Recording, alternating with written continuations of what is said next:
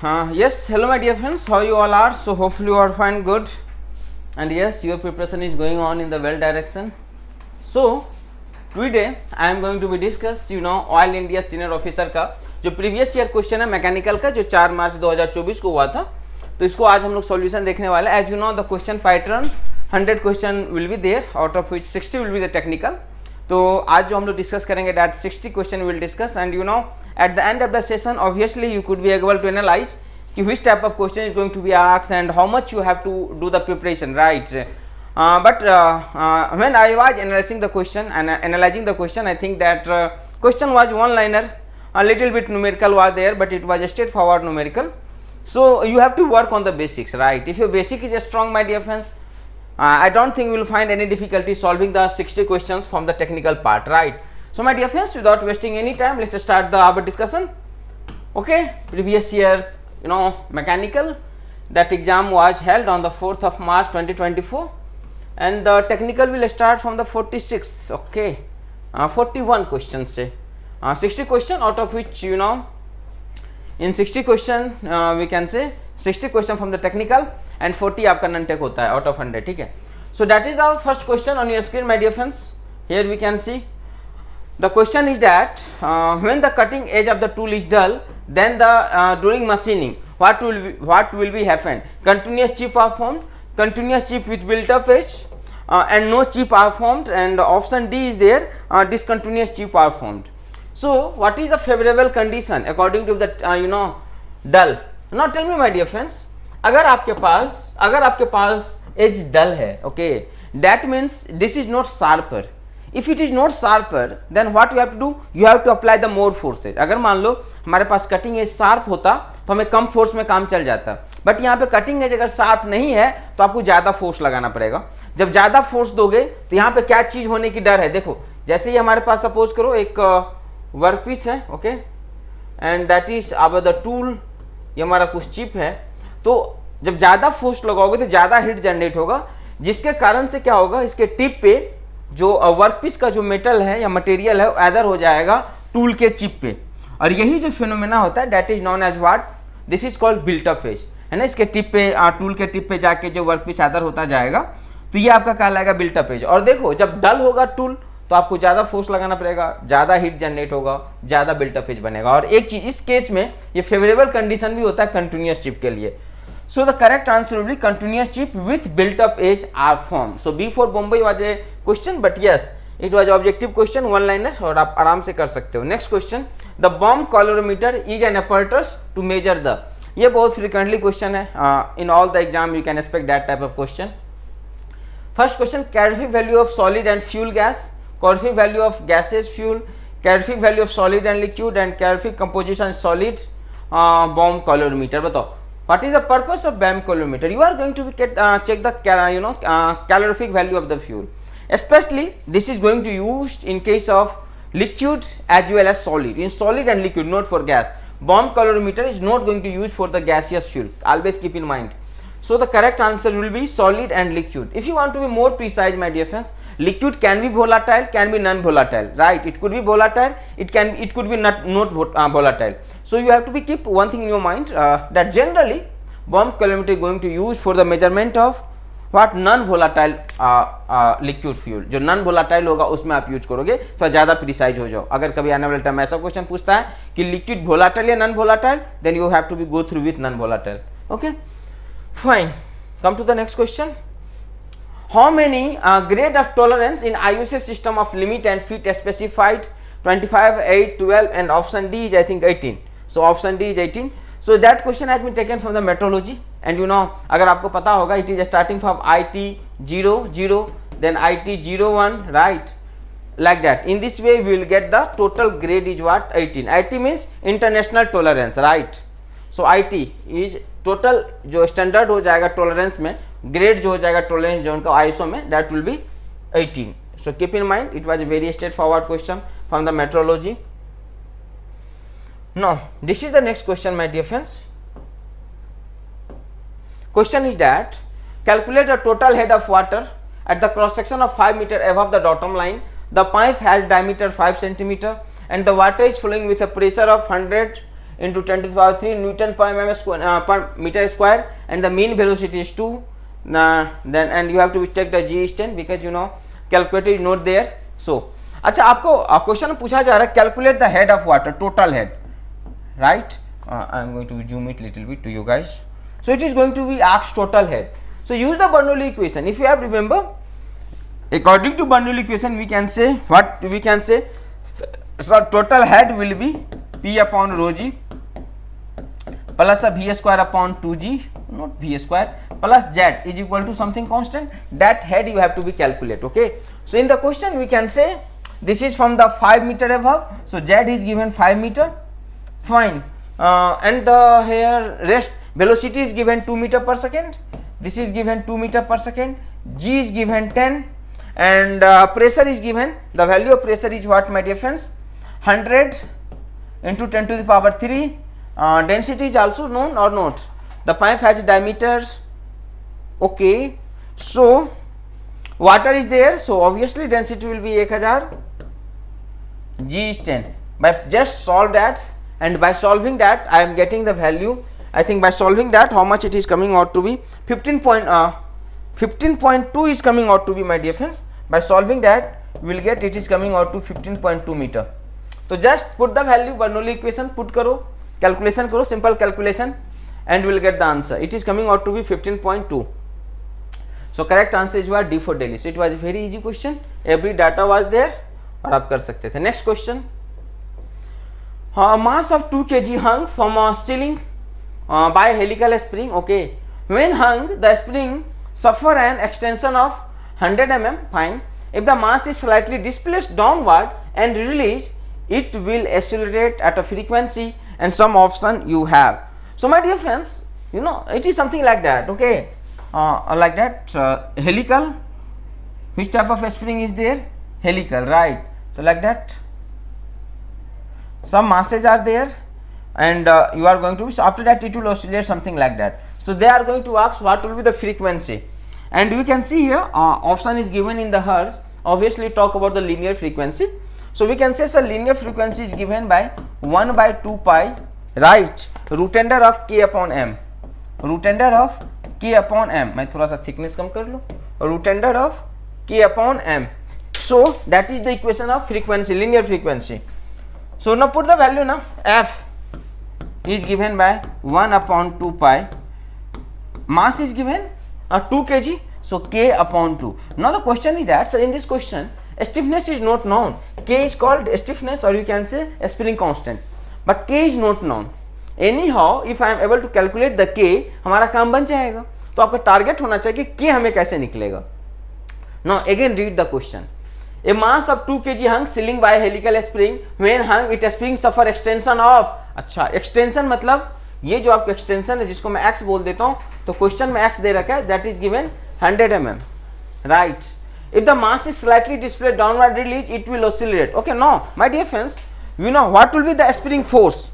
What will be the spring force? So we can say, sir, spring force is what? K into x. Now tell me what is the value of F? F is mg. What is the value of F? So we can say mg. So simply 2:10 is equal to k into x. From there can we get k?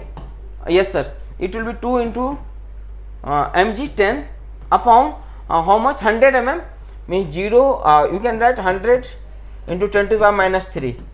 From there we will get the k.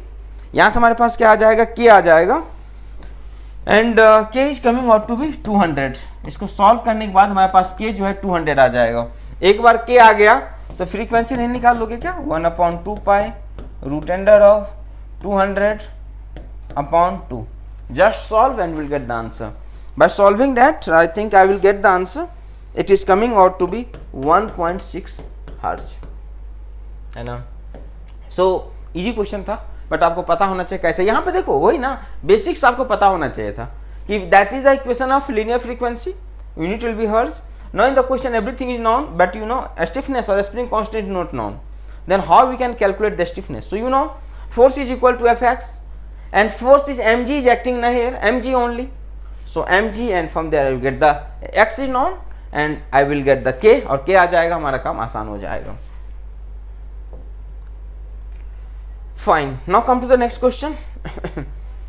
For a condenser effectiveness NTU relation. NTU, that question has been taken from the heat transfer. एक chapter होता है आपका effectiveness NTU method, basically जब हम heat exchanger की बात करते हैं.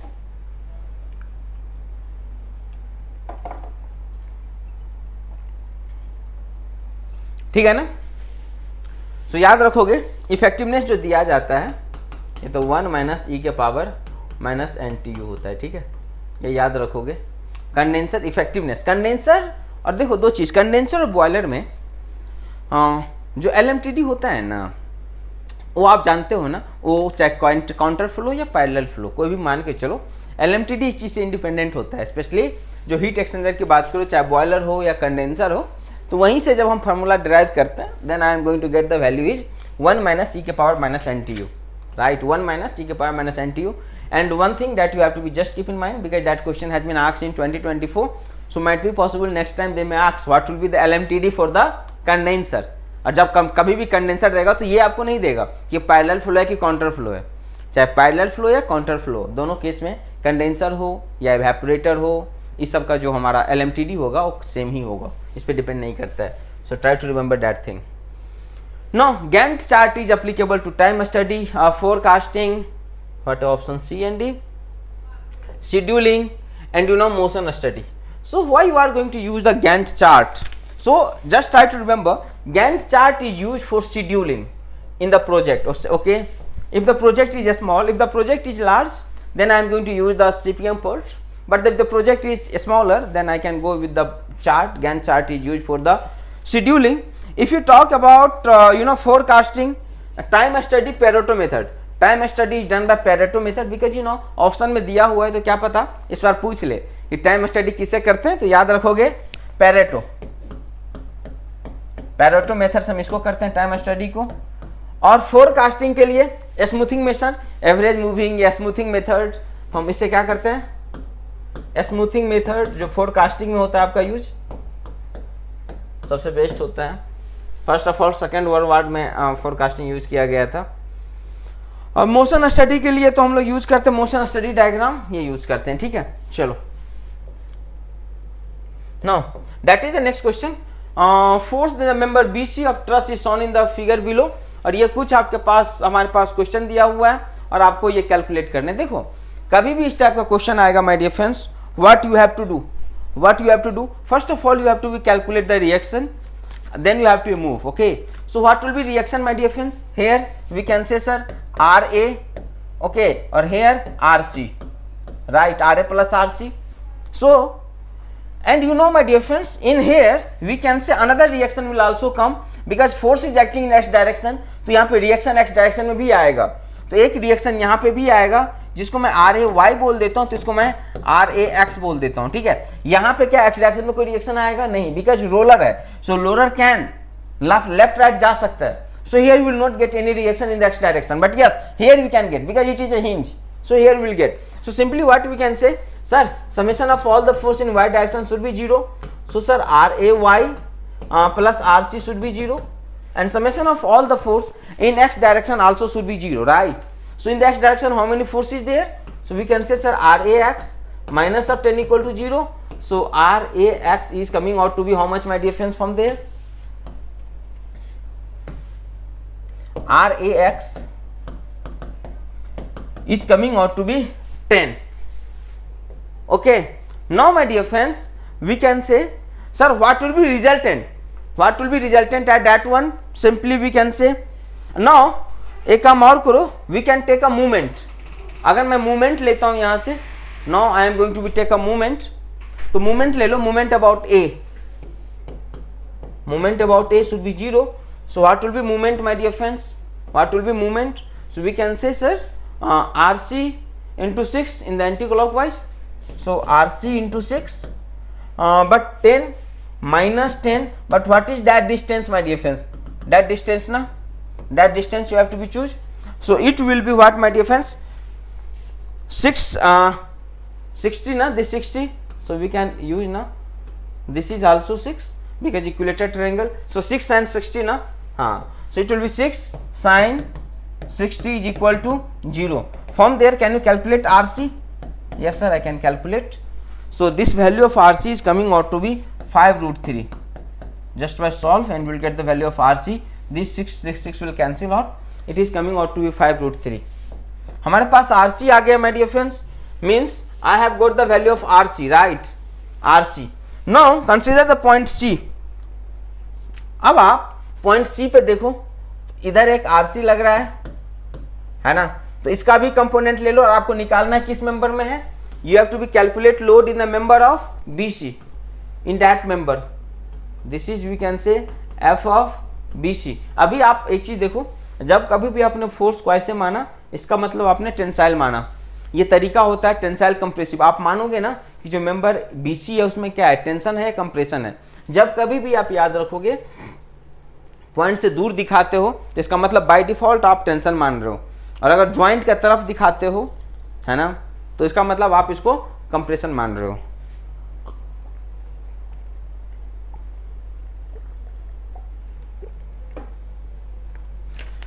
Now we can say, sir, F of BC sin 60 plus of RC should be equal to 0.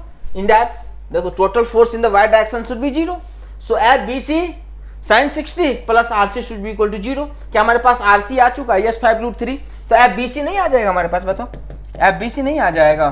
Minus 5 root 3 upon sin 60. By solving that, we will get the value is coming out to be minus 10.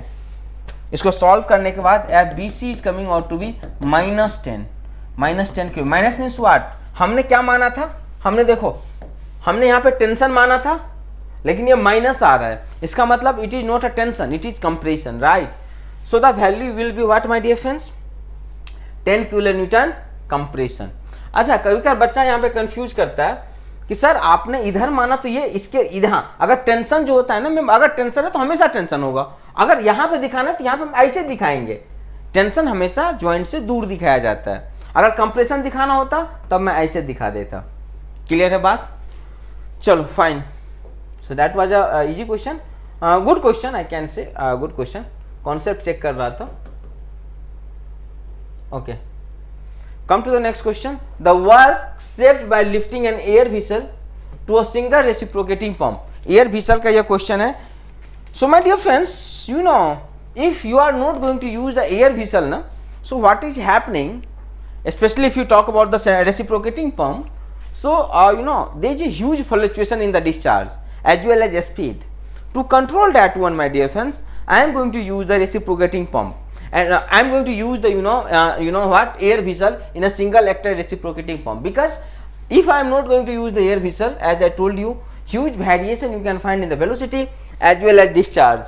So by using that, I could be able to save approximate 84% of the work. So correct answer will be D for Delhi. That question has been taken from the, you know, what, that question has been taken from the one chapter is there, hydraulics machine, and you are going to be read about the pump, and that question has been taken from the reciprocating pump. Now see, which of the following crystal structure is present in the platinum at room temperature?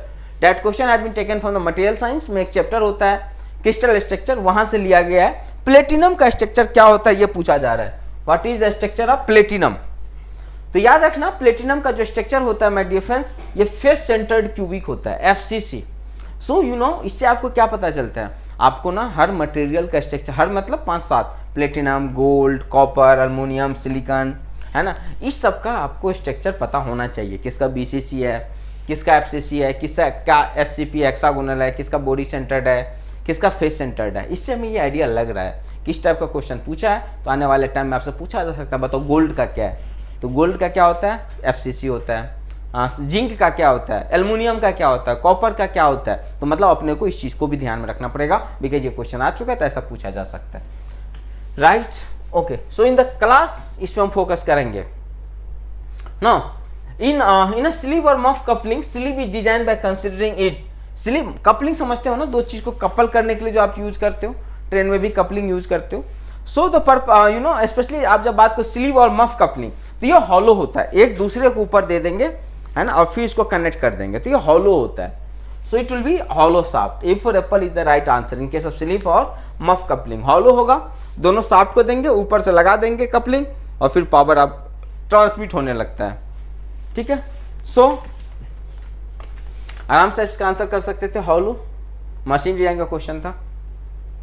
Now next question, that is the question number 52. The question is that choose the correct answer from the given option. Material of helical spring should have high fatigue strength, low ductility और high resilience. अच्छा सुनो, low ductility नहीं होना चाहिए यार. अगर ये low ductility होगा, so how they can withstand the impact load. spring है, जब कभी भी sudden ये impact load होगा तो इसको कैसे झेल पाएगा? क्या ये झेल पाएगा? नहीं झेल पाएगा ना दोस्त. तो इसीलिए आप बोलोगे सर ये लेस डक्टाइल तो नहीं होना चाहिए.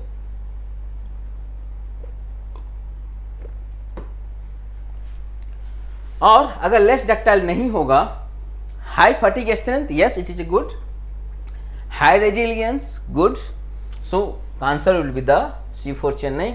बट सपोज करो अगर हमारे पास होता है यहाँ पे हाई डक्टिलिटी, तब तीनों आंसर आपका सही हो जाता. Clear? Now that is the next question. The temperature of required for full annealing in hypoeutectoid steel and some option you have, my dear friends. What is the purpose of full annealing? First of all tell me what is the purpose of full annealing. The full annealing basically going to do to make a steel softer, more ductile and less brittle. And goal is to produce the coarse pearlite structure by slow cooling the steel at a high temperature. And basically you my dear friends, in case of hypoeutectoid steel, if you have a remember, the percentage of carbon is less than 0.76%. And in that case you have to do the what my dear friends, annealing to increase the ductility. So for that you have to be temperature required to especially 30 to 50 degree above the lower critical temperature. 30 to 50 degree above the upper critical temperature or lower? Just let me check.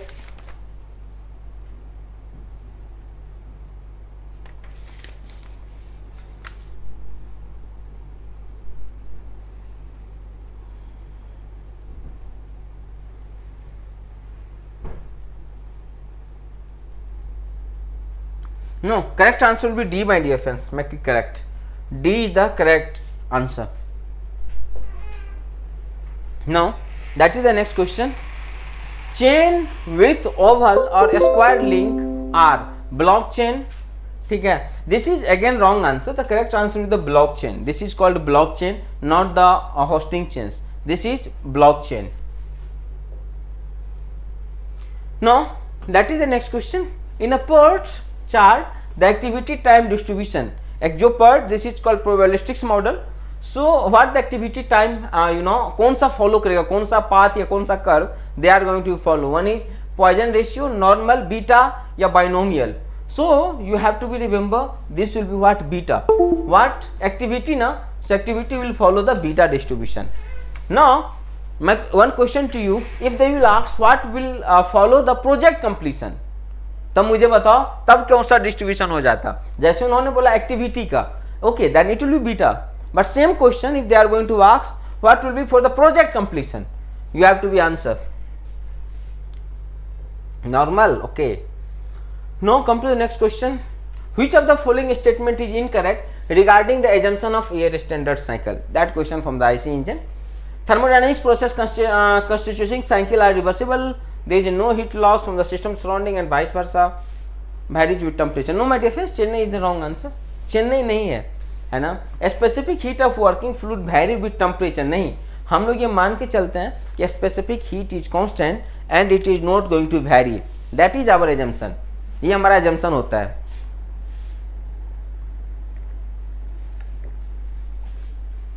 So incorrect पूछा जा रहा है ना, so that will be the incorrect. See, actually the assumption is that a specific heat will not vary with temperature. That is the main assumption.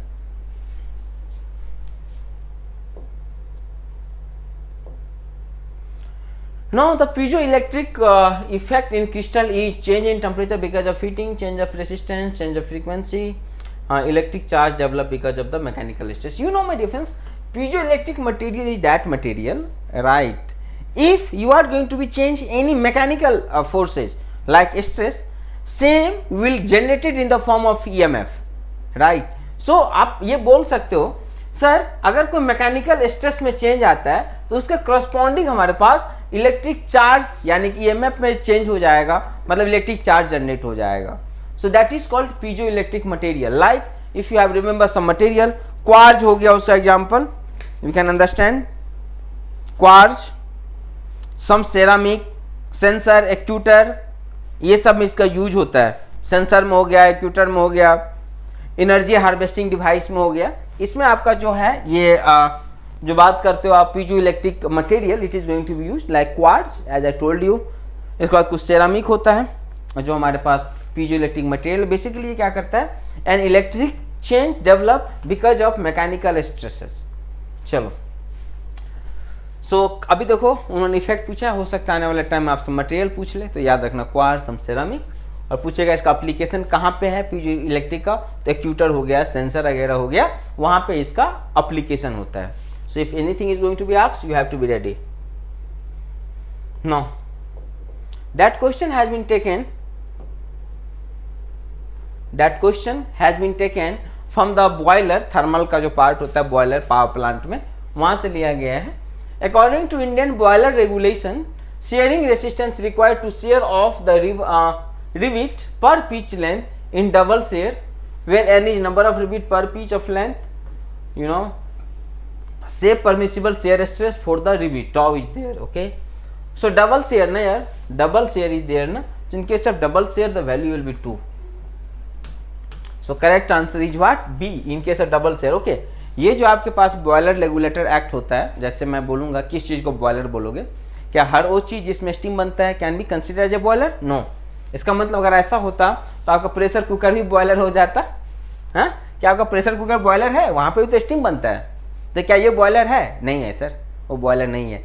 सो इसीलिए जो हमारे पास Indian boiler regulator act होता है, उन्होंने बोला है 22.4 लीटर से कम का नहीं होना चाहिए, तभी मैं इसको बॉयलर बोलूँगा, उससे कम है तो फिर ये बॉयलर नहीं कहलाएगा.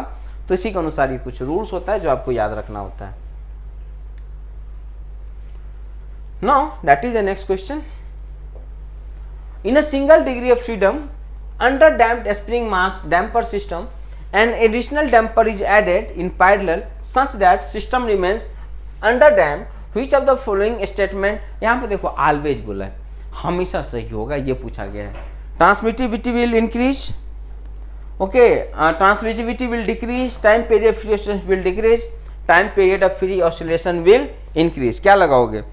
सबसे पहली बात अगर मैं पूछूंगा कि टाइम पीरियड क्या हो जाएगा, तो टाइम पीरियड जो होता है my dear friends 2 pi by omega होता है. अगर मैं टाइम पीरियड डैम्प की बात करूं, सो 2 पाई बाय ओमेगा डी होता है, frequency of damp frequency. Now अगर मैं आपसे पूछूंगा कि डैम्प फ्रीक्वेंसी कैसे दिया जाता है, so it is given by omega and root under of 1 minus zeta square. 1 minus zeta, zeta is called damping ratio. Zeta is called what my dear friends, this is called damping ratio. और damping ratio क्या होता है बताओ जरा, किसी को पता है? So this is C upon root under 2 root under K M. So what is C my dear friends? C is called damping coefficient. C is called damping coefficient.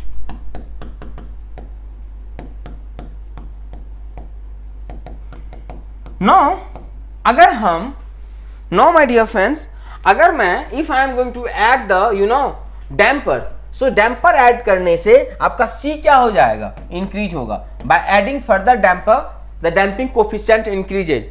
Once the damping coefficient increases my dear friends, just listen, then what is happening, we can say sir zeta increases, right, zeta square, zeta increases. Once the zeta increases we can say the omega d decreases. Zeta increases, omega d decreases. Once omega d decreases, time period is this is increases, so overall value will what, increases. So time period of free oscillation will always increase. So time period of free oscillation will increase. So D for Delhi is the right answer my dear friends. Now बोलोगे sir यहाँ पे अगर मैं transmissivity की बात करूं तो ये क्या होगा? My dear friends, transmissivity will depends upon the frequency ratio. ये जो है ना R मतलब फ्रीक्वेंसी रेशियो पे डिपेंड करेगा. फ्रीक्वेंसी रेशियो, अब सुनो, अगर फ्रीक्वेंसी रेशियो लेस देन √2 है, सो इन दैट केस ये जो है आपका घटेगा, लेकिन अगर ये ज्यादा है तो टाइम पीरियड घटेगा, बढ़ेगा. यहाँ पे टाइम पीरियड है घट जाएगा, और अगर आपका R √2 से ज्यादा है तब टाइम पीरियड बढ़ेगा. तो ये कहीं ना कहीं अदर देन दैट ये जो है that depends upon the frequency ratio also. तो हम इस पे ये जज नहीं कर सकता हूं ये बढ़ेगा घटेगा, ऐसा जब तक हमारे पास फ्रीक्वेंसी रेशियो ना पता हो, I am not able to जज anythings. But one thing I can say confidently that yes, time period of oscillation will increase always. That is 100% correct. तो ये पूछा था always true. So correct answer will be D for Delhi. तो ये question machine design, sorry not machine design, vibration टोम का part जो होता है वाइब्रेशन, वहां से लिया गया था और आप आराम से कर सकते थे.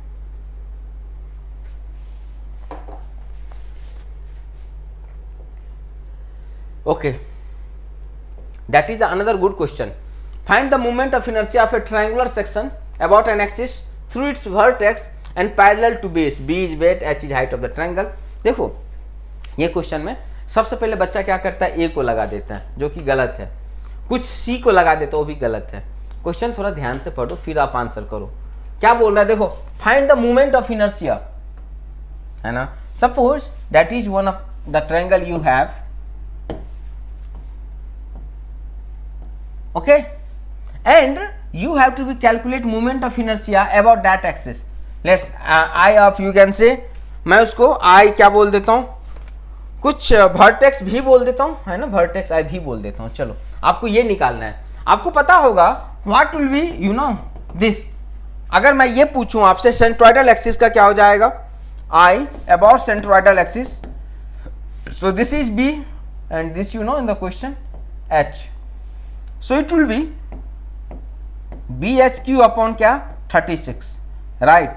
This is what simply we can say sir, हमारे पास आ जाएगा about centroidal axis. Now my dear friends, you have to be use a concept for the IV. अब आपको यहाँ पे लगाना है, you have to use the parallel axis theorem. So अगर हमको IV चाहिए, then I have to use the parallel axis theorem. This is IC plus A, and what is the distance? Let's assume this distance is x. So I plus x square, d then I plus d square, IC plus A plus d square. So that is from the what, which theorem my dear friends? This is according to the parallel axis theorem. Now in the question you have known IC, you have calculated what will be the value of x my dear friends. What will be the value of x? So we can say sir it will be it will be h by 3, so it will be 2h by 3, right. So x is coming out to be 2h by 3.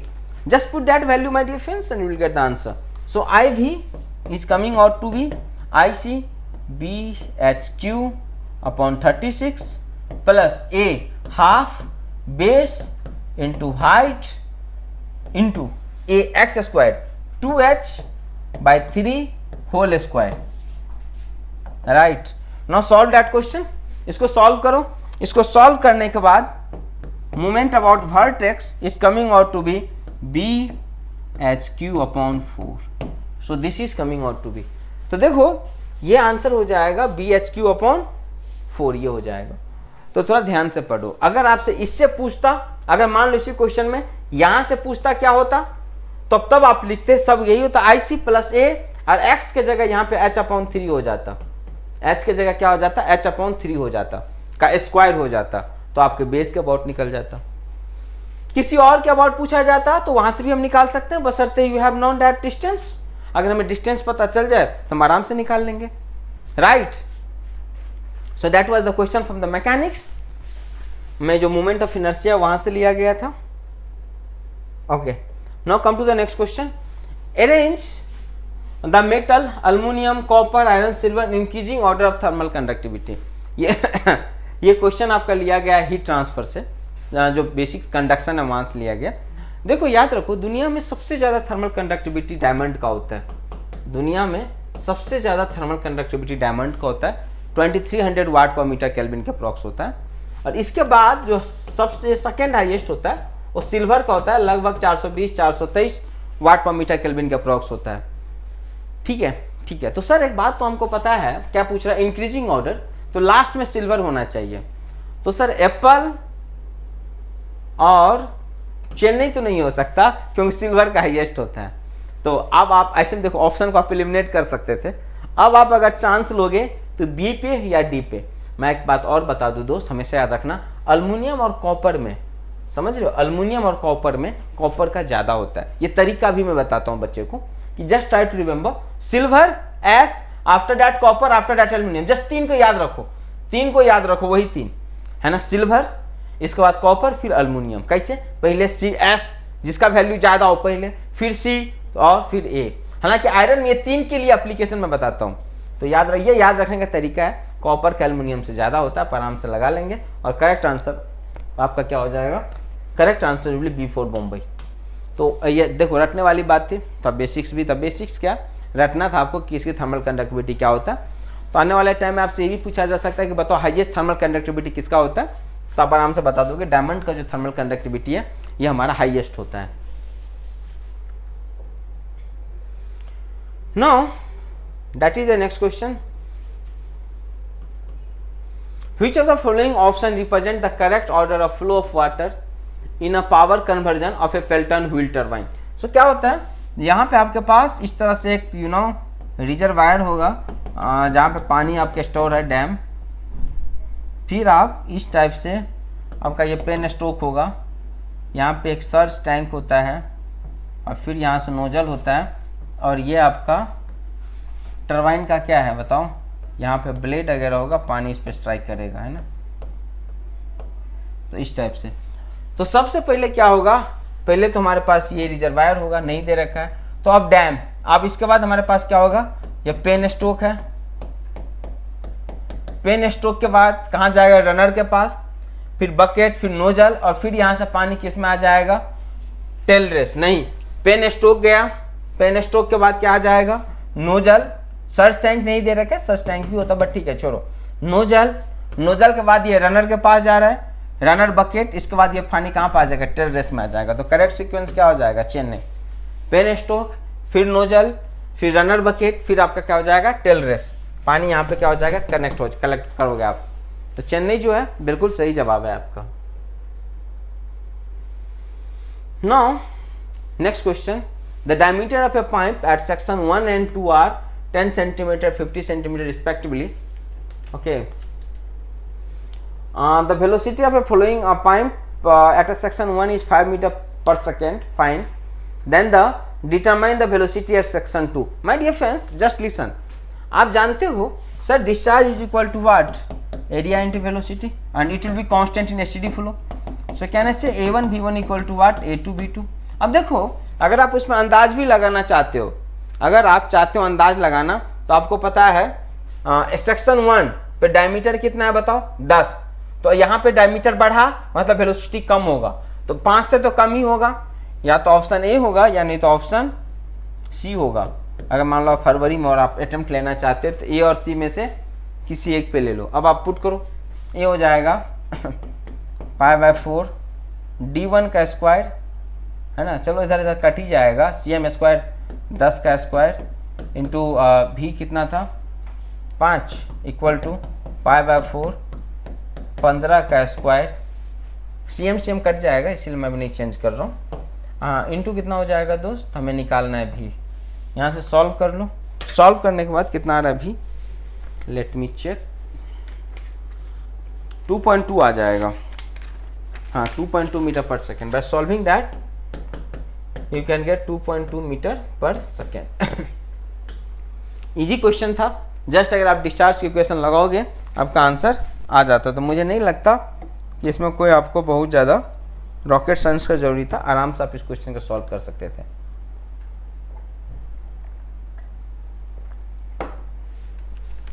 Clear? That is the next question, what is the full form of NPL in NPL flatness in interferometer. ये question जो आपका simple we can say one topic is there metrology and inspection, तो वहाँ से inspection वाला जो part है, so ये that question has been taken from the inspection part. So the answer will be national physics laboratory. NPL is exist for national physics laboratory. तो देख लो कुछ फुल फॉर्म भी पूछा जा रहा है ना. और लेवल तो है कम इजी है, बट हाँ पता होना चाहिए आपको चीज़ें, हर चीज़ है ना. बेसिक्स थोड़ा आपका स्ट्रांग होना चाहिए, then you could be able to solve the question very easily.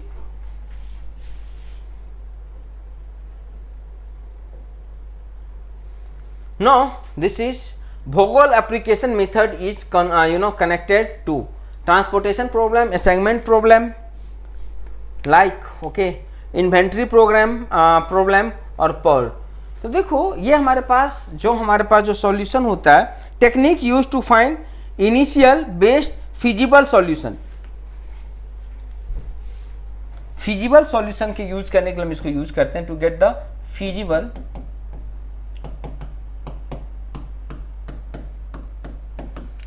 Solution. कहाँ पे? ट्रांसपोर्टेशन प्रॉब्लम में और असाइनमेंट. तो it will be going to use in case of assignment not in the transportation,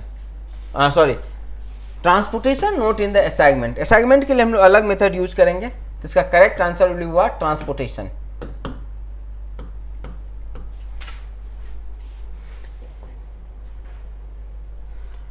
Now that question again has been asked from the inventory. Inventory का question है. The order cost per order inventory is just 400 with annual carrying cost of just 10 per unit. The economical order quantity EOQ for annual demand of 2000 unit. तो आपको economical order quantity पूछा जा रहा है ना, Q star. तो क्या होता है ये बताओ.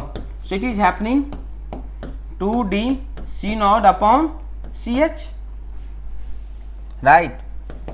सो 2 what is demand, annual demand 2000 unit. What is CO? 400 annual carrying cost. Annual is there, okay. 400 upon CH 10. Just solve now. Just solve that question. 1010 gone. 4 16 16 पे 4 0 ना. 16 1 2 3 4. So 4 00 they from 400. Will get the answer is coming out to 400. तो straight forward question था. Economical order quantity आपको पता होना चाहिए how to calculate. और अगर आपसे इकोनॉमिकल ऑर्डर क्वांटिटी निकल गया then I don't think will get any difficulties. This slip gauge mark with letter P, ये प्रेफर्ड गेज होता है, इसका आंसर वियर नहीं होगा. That will be P stand in case of slip gauge. ये भी क्वेश्चन इंस्पेक्शन का है. तो स्लिप गेज में जो बात करते हो, जो P लेटर इंडिकेट करता है, that is preferred gauge. P is indicate the preferred gauge.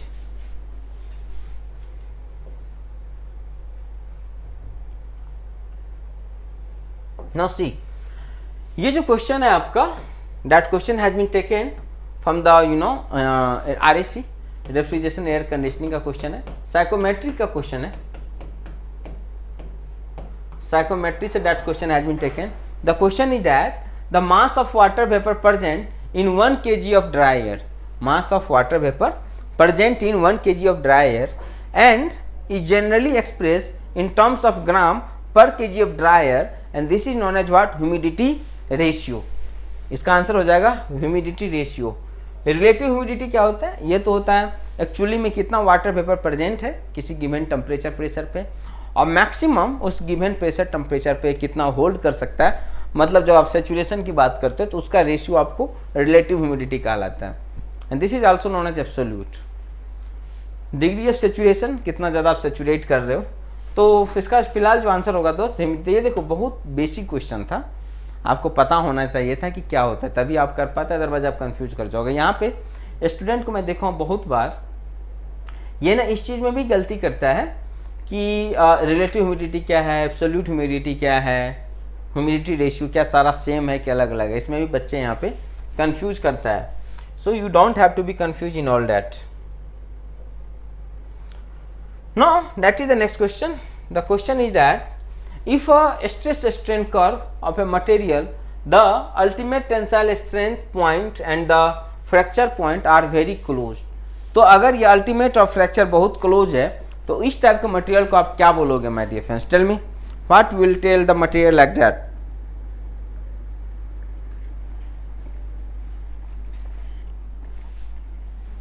क्या बोलोगे बताओ? What we can see in that case?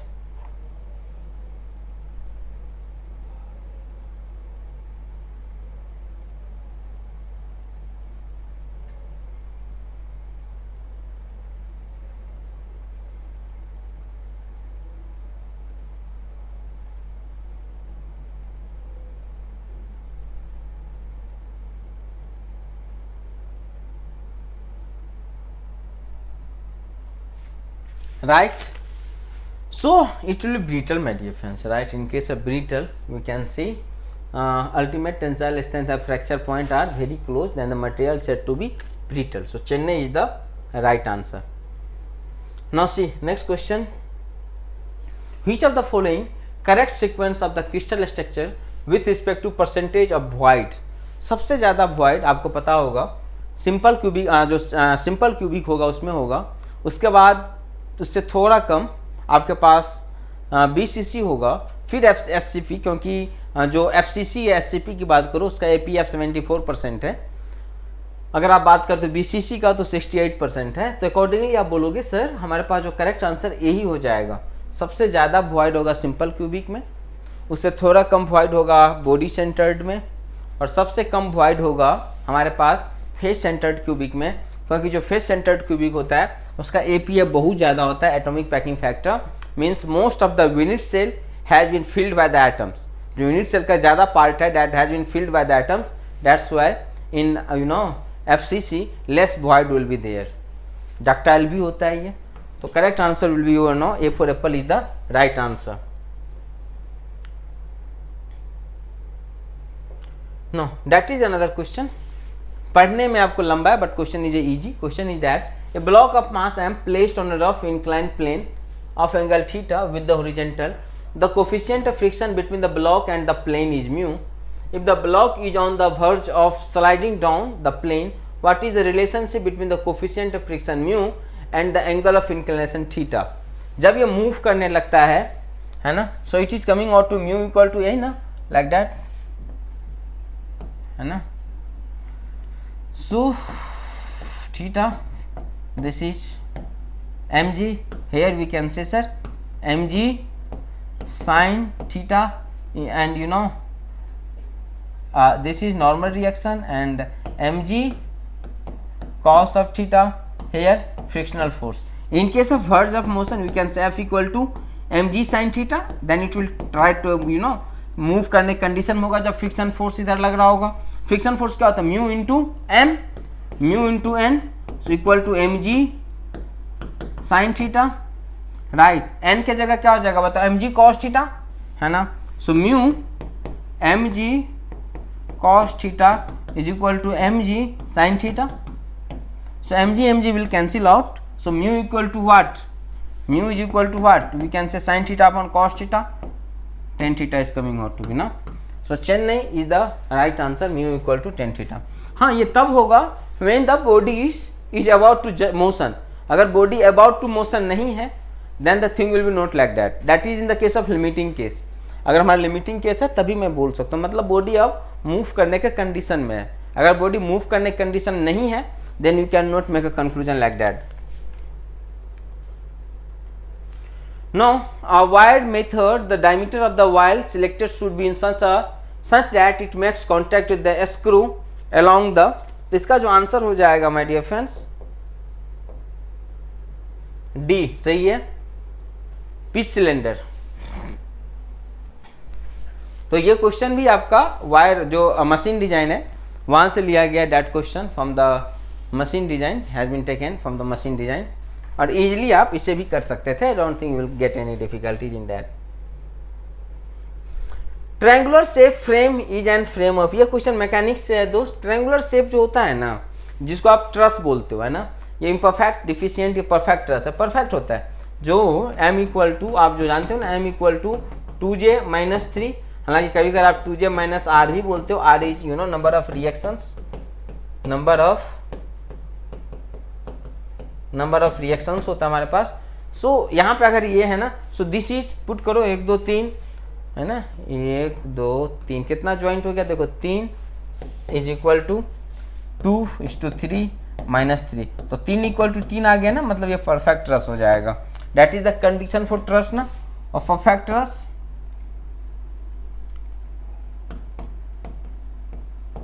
Truss के लिए जिसको आप परफेक्ट भी बोलते हो, तो ये होगा। तो इसका आंसर हो जाएगा सी फॉर चेन्नई। इसीलिए ट्रायंगुलर शेप में आपने ब्रिज में देखा होगा, सुपर स्ट्रक्चर अगर और मैं मेंबर ऐड कर दूंगा तो हमारा ये सुपर स्ट्रक्चर हो जाएगा, जहाँ पे डिग्री ऑफ फ्रीडम निगेटिव होता है। इन केस ऑफ मशीन है तो डिग्री ऑफ फ्रीडम पॉजिटिव होगा। Now that is the next question. Using Taylor tool life equation with exponent n equal to 0.5, if the cutting velocity is reduced by half, the ratio of new tool life to the original tool life is, and some option you have. You know my dear friends, that question is asked in all the exam, है ना। Taylor tool life equation पे आप चाहे किसी भी exam की बात करो, in all the exam you will get find the question on that. So it is a very important in the upcoming exam. I think you will also get the question based on that concept. So what is Taylor tool life equation? We can say sir, v t का power n equal to constant. So can write v1 t1 का power n equal to v2 t2 का power n, right? So using Taylor tool life equation, n is 0.5, cutting velocity reduced by half. Okay, so v2 equal to v1 upon 2. So the ratio of new tool life, so you have to be calculate t2 upon t1 के power n t2. So it will be what, v1 upon v2, right now. So we can say sir t2 upon t1 is equal to v1 upon it will coming out to be 2 के power 1 upon n, मतलब 1 upon 0.5. So 1 upon 0.5 is 2, v is cancel out, so 2 के power 2 will get the value how much, 4. Now the correct answer is coming out to be D for Delhi. कभी कर 4 गुना, कभी कर 5 गुना कर देता है, तो आपको ये पता होना चाहिए दोस्त, 4-5 गुना कुछ भी करे, आपको वरीड नहीं होना, आराम से कर सकते हो।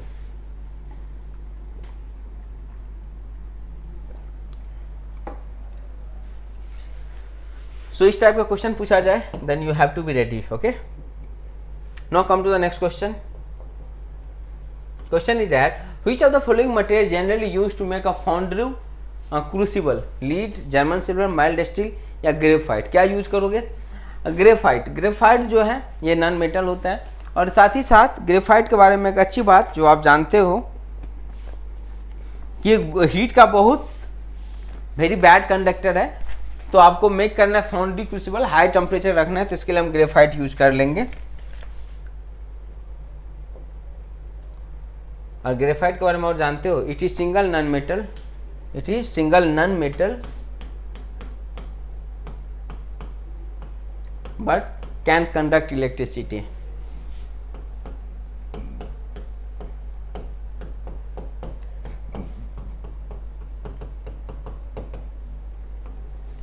But it can conduct electric, है तो नॉन मेटल बट इलेक्ट्रिसिटी को क्या कर सकता है, it can conduct the electricity. So ये बात आपको क्या करना है दोस्त, याद रखना है, कभी हो सकता है पूछा जाए आपसे।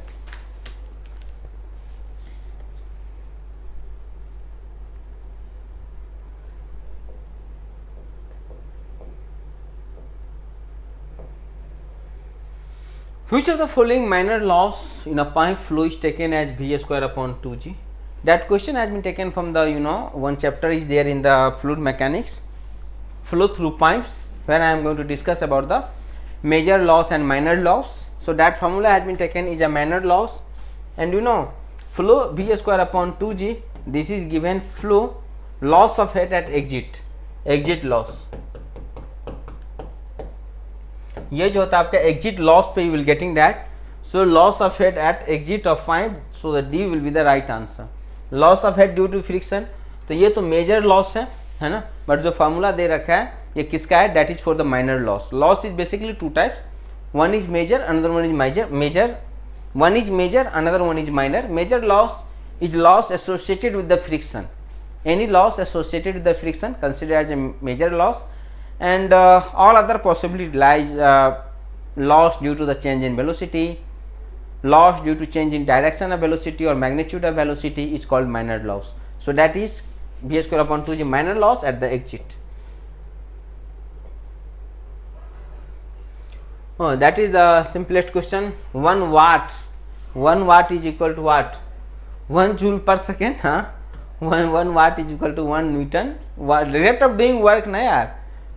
Rate of doing work, so Newton meter is work, second is 1 watt is equal to 1 Newton meter per second.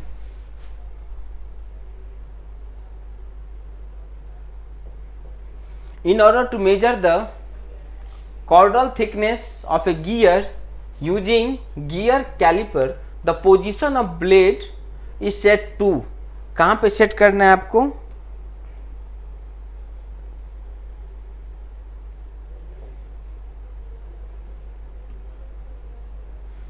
Addendum of, in order to thickness gear using the gear caliper, the position of blade is set to addendum of the gear tooth, entire depth of gear tooth, top surface of gear tooth, addendum of the gear tooth. So generally it is going to be fixed at the addendum of the gear tooth.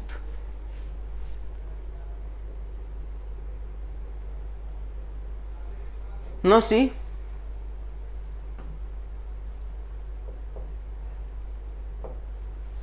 for having highest fin effectiveness, the fin should be, अगर fin को आपको highest effective बनाना है, then what should be fin? Thin and widely spaced, thick and widely, thin and closely spaced. Yes, है ना. effectiveness क्या होता है बताओ? Q with fin, heat transfer with fin upon Q without fin.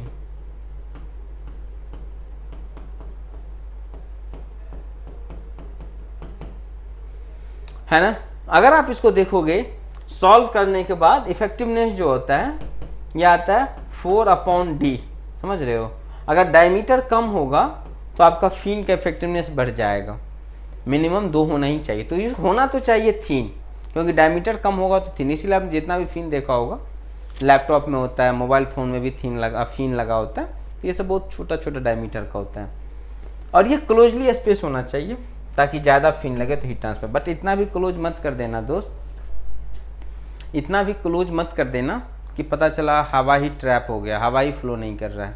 Close तो होना चाहिए बट इतना भी क्लोज नहीं कि हवा वहाँ पे प्रॉपर फ्लो ना कर सके. अगर हवा फ्लो नहीं करेगा तो मतलब ट्रैप हो जाएगा, और जब ट्रैप हो जाएगा तो trapping is the case for the conduction. तो फिर कन्वेक्शन नहीं को कंडक्शन होगा, और रेट ऑफ हीट ट्रांसफर जहाँ इसको कम करना था, क्या करना था, बढ़ाना था, वहाँ पे काफ़ी कम कर देगा. Because you know rate of heat transfer in the convection is fast.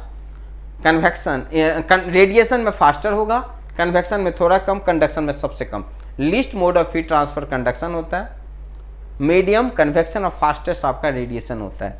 तो कन्वेक्शन आपको बढ़ाना होता है. तो C is the right answer.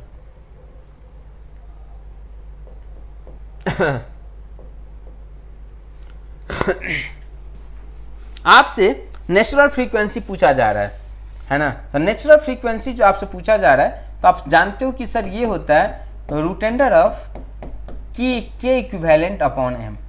अगर हमें के इक्विवेलेंट निकल जाए तो हमारा काम बन जाएगा. नहीं बन जाएगा तो अब आपका मेन फंक्शन क्या होना चाहिए? How to calculate K effective. How to calculate K effective.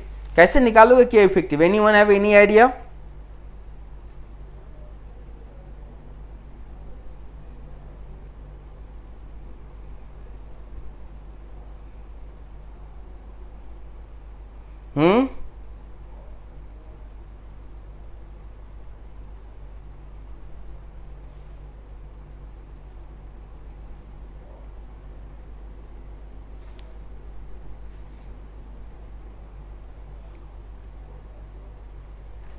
बताओ कोई.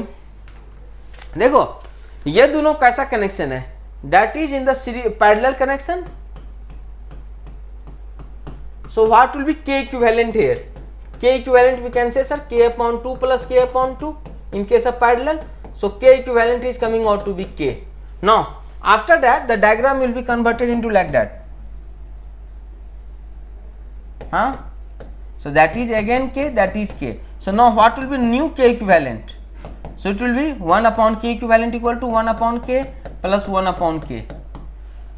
So here we can say, sir, it is coming out to be k, na 1 plus 1. So 1 upon k equivalent is coming out to be 2 upon k. So what will be k equivalent? K equivalent will be k upon 2. Put that value here. Put that value. K equivalent is k upon root under 2 or m is there. So k upon root under 2m. K upon root under 2m the value will come out to be. समझ में आया? ये दोनों parallel connection है. कैसे पता चला? कभी भी स्प्रिंग में अगर सेम डिफ्लेक्शन हो रहा है दोनों में, तो इसका मतलब ये आपका पैरेलल कनेक्शन है. पैरेलल कनेक्शन में के इक्विवेलेंट क्या होता है? दोनों तीनों को सिंपल ऐड कर दो. फिर सीरीज, इसके बाद ये दोनों हटा के सीरीज कनेक्शन हो गया. हमने यहाँ पे लगा दिया के इक्विवेलेंट जो था, फिर हमने निकाला, फिर हमारे पास आ गया. तो करेक्ट आंसर क्या हो जाएगा? के अपॉन 2m है भी कहीं? C for Chennai is the right answer. K upon root under K M. K upon root under K upon 2m.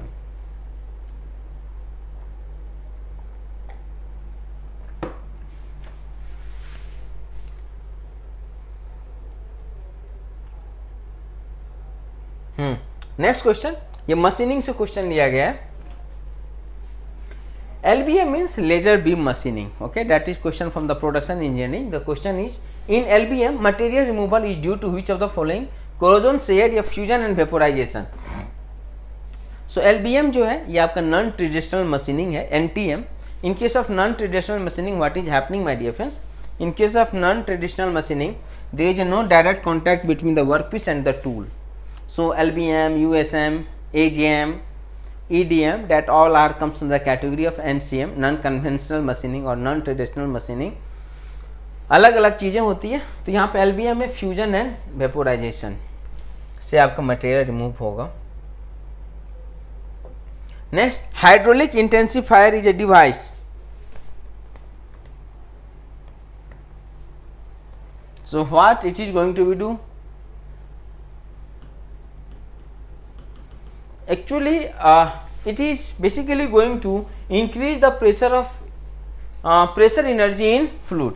If a hydraulic intensifier is used to increase the pressure of a fluid by utilizing a large quantity of low pressure fluid to act on a larger area piston, which drive a small area piston to generate high pressure. Now that is the next question of the fluid mechanics. The question is that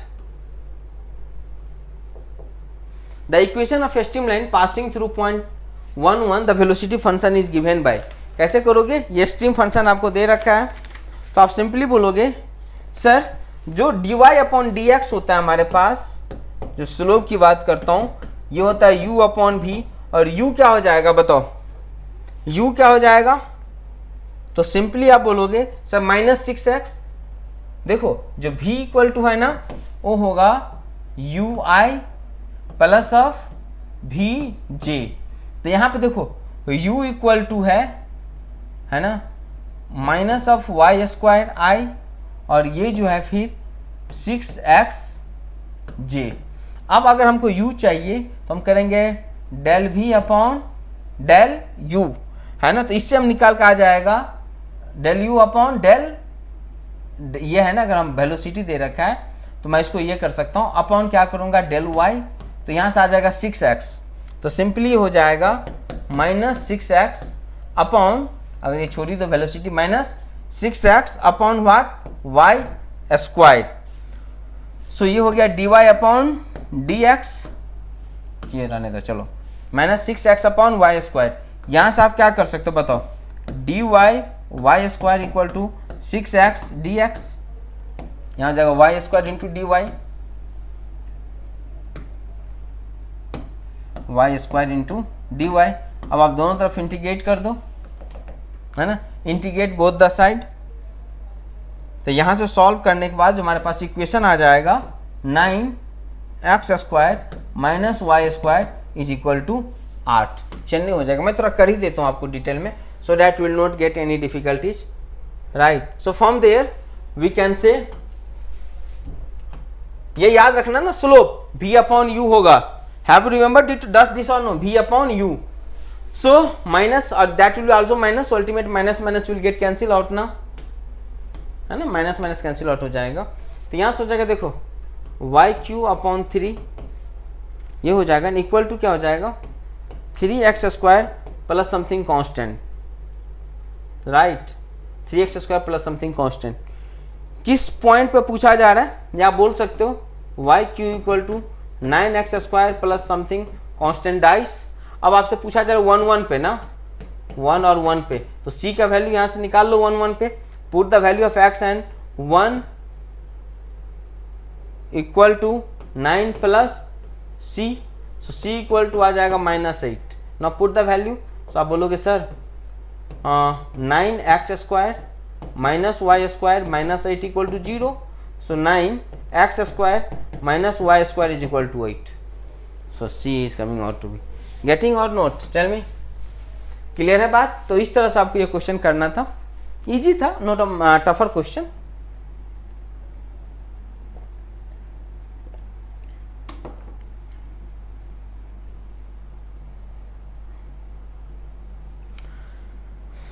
right.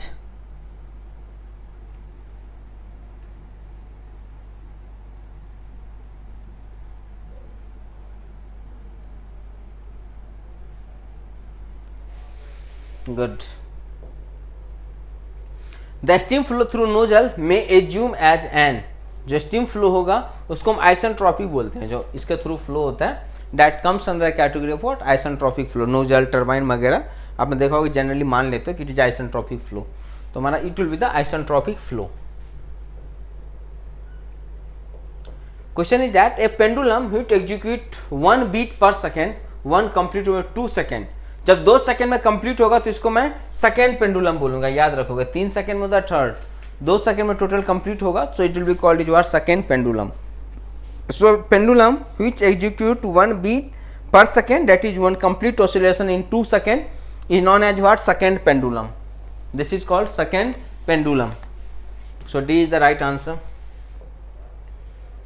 Which of the following having crank and lever mechanism? Crank और river mechanism की बात करोगे, जो beam engine होता है, Tom का question है. In the beam engine we can find the crank and lever mechanism. So C for Chennai is the right answer.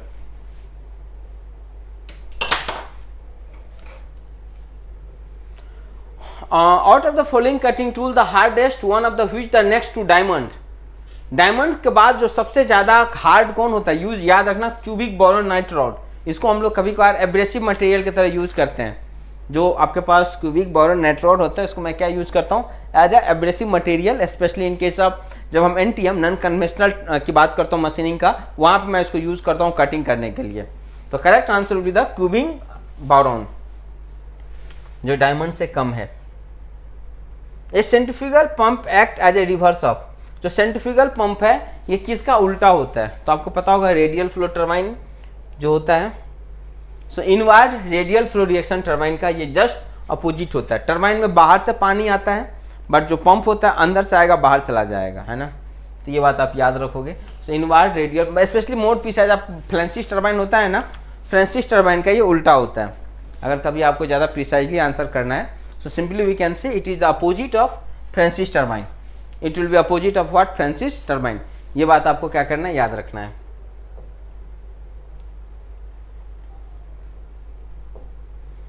Now, which of the following is the second last element in tool designation for a single point cutting tool under the ASA, American Standard Association System?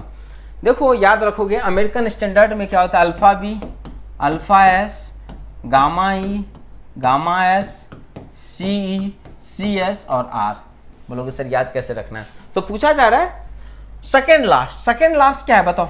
C मतलब cutting, है ना, तो cutting edge angle है.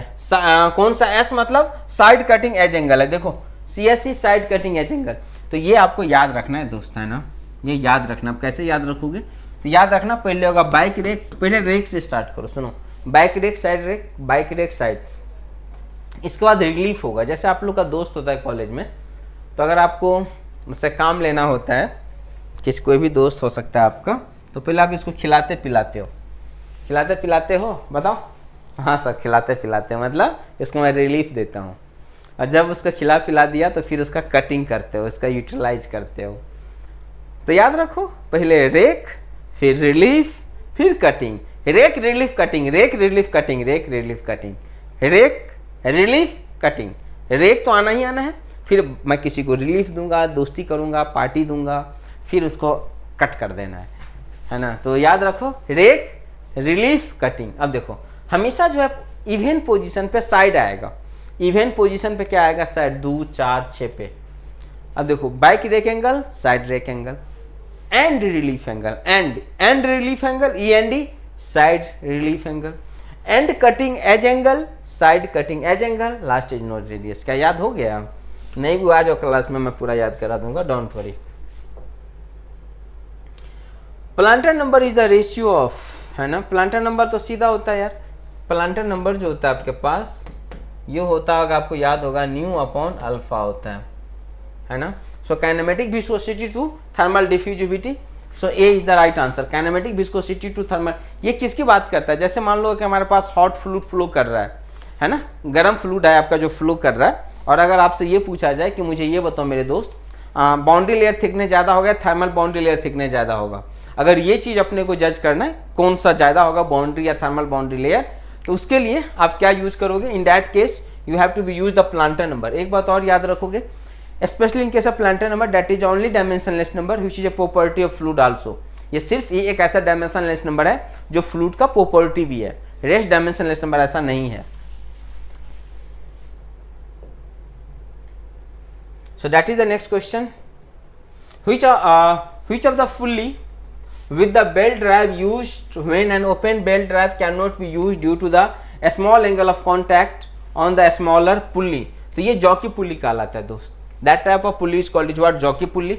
ये machine design का एक हमारा chapter होता है पुल्ली, वहाँ से क्वेश्चन लिया गया था, या आप कभी बार इसको मैकेनिक्स में ही पढ़ते हैं पुल्ली के बारे में। तो ये जॉकी पुल्ली कहलाता है हमारा।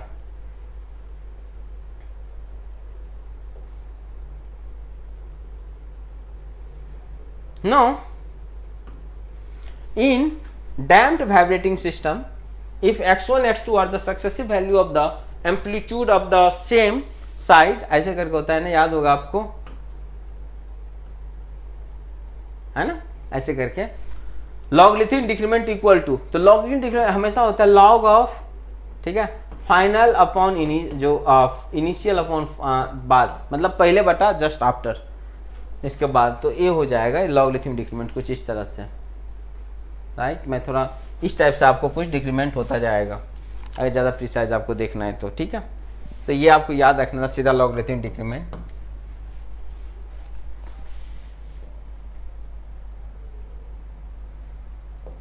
This which of the following is not a force circulation type. देखो, बेबकॉक विलकॉक बॉयलर जो हमारा वाटर ट्यूब बॉयलर भी है, इसको मैं क्या बोलता हूँ? Water tube boiler. ये जो तीनों है ये आपका फायर ट्यूब बॉयलर है।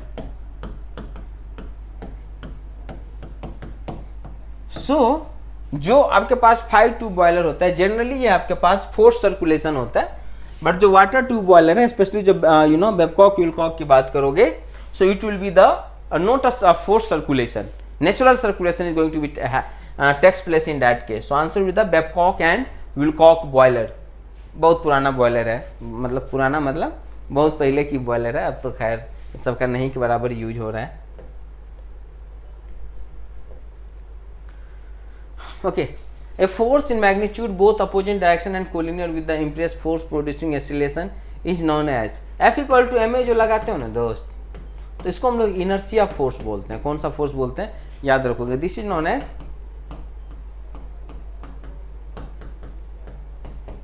F इक्वल टू ma जो लगाते हो, this comes under the category of what? Inertia force. तो ये जो हमारा कहलाएगा द इनर्शिया फोर्स कहलाएगा, ठीक है। So answer will be B for Bombay is called is what? Inertia force.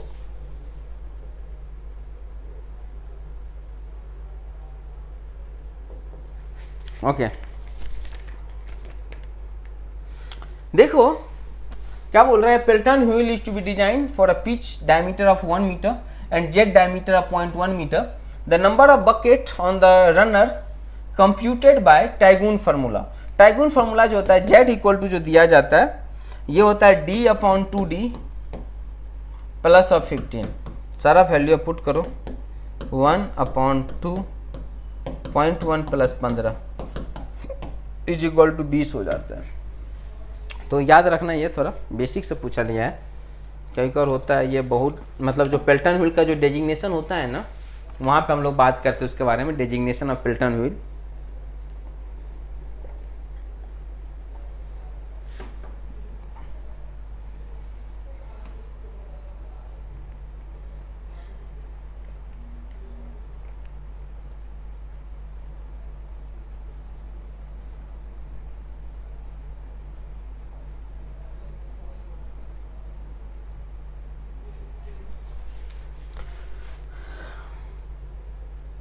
Now, what will be the value of the view factor for two infinite parallel surface separated? देखो two infinite parallel surface है ना यार, तो ये इससे जाएगा इससे जाएगा, 1 हो जाएगा ना अल्टीमेट, है ना, 1 हो जाएगा। कभी भी इन व्यू फैक्टर होता क्या है, एक सरफेस से दूसरे सरफेस पे कितना एनर्जी जा रहा है, मतलब फ्रैक्शन ऑफ द एनर्जी, जैसे मैं बोलता हूँ f(1)(2), इसका मतलब fraction of the energy living surface 1 strike on the surface 2, मतलब सरफेस 1 से जितना एनर्जी निकल रहा है उसका कितना परसेंट सरफेस 2 पे जा रहा है, वही कहलाता है व्यू फैक्टर। बट अगर 2 इनफाइनाइट है तो इससे जितना निकलेगा सारा आप यही रह जाएगा, तो वो आंसर 1 हो जाएगा, है ना। जैसे एगो ये बॉडी है, एगो ये बॉडी है, तो ये से तो हर डायरेक्शन एनर्जी निकल रहा है ना, तो इसका कितना पार्ट यहाँ पे जा रहा है, ये उसका व्यू फैक्टर कहलाता है।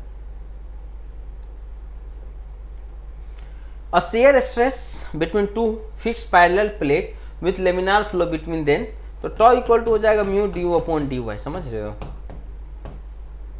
तो क्या हो जाएगा, ये वैरी नहीं लीनियर वैरी हो जाएगा, उसका variation vary directly as distance from the mid pipe constant across, नहीं ए, ठीक है, इसका जो आंसर हो जाएगा ए ना, vary directly as the distance from the mean plane. चलो,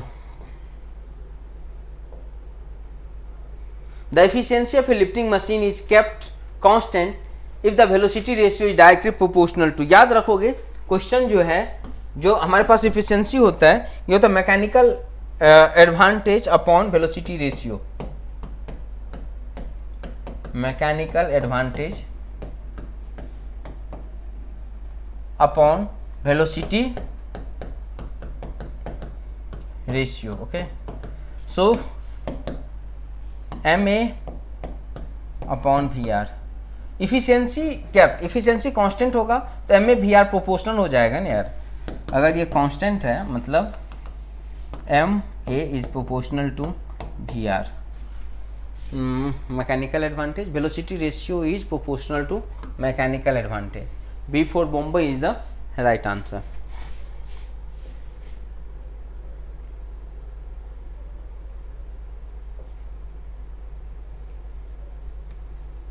इसका याद रखना दोस्त, इसको मैं प्रूफ कर दूंगा बाद में क्लास में, इसका जो वैल्यू होता है 135 and 315, I will prove that question, okay, don't worry. अगर आपको फिर भी याद रखना है, जो ट्रैक्टिव फोर्स दिया जाता है Ft is called tractive force,